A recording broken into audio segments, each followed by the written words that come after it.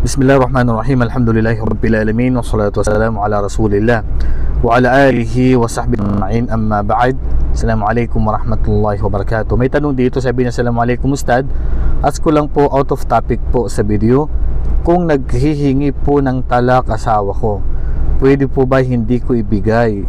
At kahit di ko po ibigay, ay hindi pa rin po ba siya pwede umalis?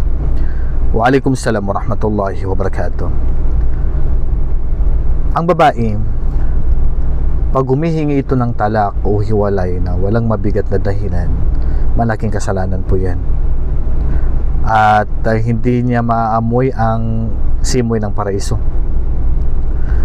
Ang Propeta sallallahu alaihi wasallam, sabi niya, ayyumam ra'atin talabat talaka zawjiha min ghairi ba'sin lam tashum ra'ihatal jannah. Ang sinumang babae na hihingin niya yung hiwalay sa kanyang mister na wala siyang mabigat na dahilan, hindi niya maamoy ang paraiso. Ibig sabihin, hindi siya makakapasok ng paraiso.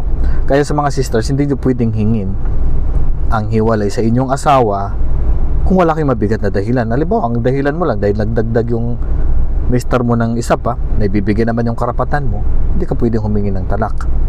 Maliban na lang kung, halimbawa, hindi na naibibigay yung karapatan mo, hindi na umuwi sa'yo, hindi ka na ginagalaw, hindi ka na pinapakain, pinapabayaan ka na, o binubugbog ka na. So isa ito sa mga, o minumura ka na, isa ito sa mga dahilan na magkakaroon ng karapatan si sister na humingi ng talak pag mabigat po yung dahilan niya. Pero kung hindi mabigat ang dahilan, selos lang o mga bagay na hindi naman dahilan para humingi ng talak, hindi siya pwedeng, hindi tanggap yung paghingi niya ng talak. At hindi po, kahit magreklamo siya sa Sharia court, hindi din siya kakampihan. Tungkol naman sa atin ng mga kalakihan, pag hiniwalayan natin ng asawa natin, hindi natin ito pwedeng palayasin at hindi pwedeng lumabas ang babae sa bahay niya. Sabi ng Allah subhanahu wa ta'ala, la tukhrijuhunna min buyutihinna wa la yakhrujna illa ay yatina bi fahishatin mubayyinah. Huwag ninyo, sabi ng Allah, palayasin ang inyong mga asawa sa kanilang mga bahay. So hindi natin sila pwedeng palayasin. At hindi rin pwedeng lumabas ang mga babae sa bahay pag sila ay hiniwalayan. Hindi porke tiniwalayan ka na sister o brother, hindi porke tiniwalayan mo ang asawa, palayasin mo na, wag. Kasi may karapatan pa siya natitira, kasi nasa loob pa siya ng idda. Yung idda, hindi pa siya pwedeng magtanggap ng ibang asawa. So dapat, yung babae mananatili pa rin sa bahay. Ibibigay pa rin natin ang karapatan niya sa kanyang tutuluyan, ibibigay pa rin natin ang karapatan niya sa kakainin, kasi asawa pa rin natin yan. Nasa loob pa ng idda. Kung nagre-regla siya, hanggat hindi pa natatapos yung 3 regla. Pag hindi nagre-regla, hanggat hindi pa natatapos yung 3 buwan. Pag naman buntis, hanggat hindi pa nanganganak, dapat nasa bahay pa yan. Hindi pa siya pwedeng palayasin. At hindi rin siya pwedeng lumabas ng bahay. Kasi may karapatan pa po. Yung mga babae na hiniwalayan ng kanilang asawa, huwag kayong alis ng bahay. Ikaw rin, brother, huwag mo palayasin ng bahay ang asawa mo. Kasi may karapatan pa yan siya. At baka pwede pa kayong magkabalikan.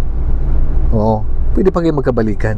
Kaya dapat kay sister magpaganda, humingi ng tawad para magkabalikan pa. Ila ayati na bifahshatin mubayyina. Maliban na lang kung ang asawa mo ay gumagawa ng hayag na kasalanan.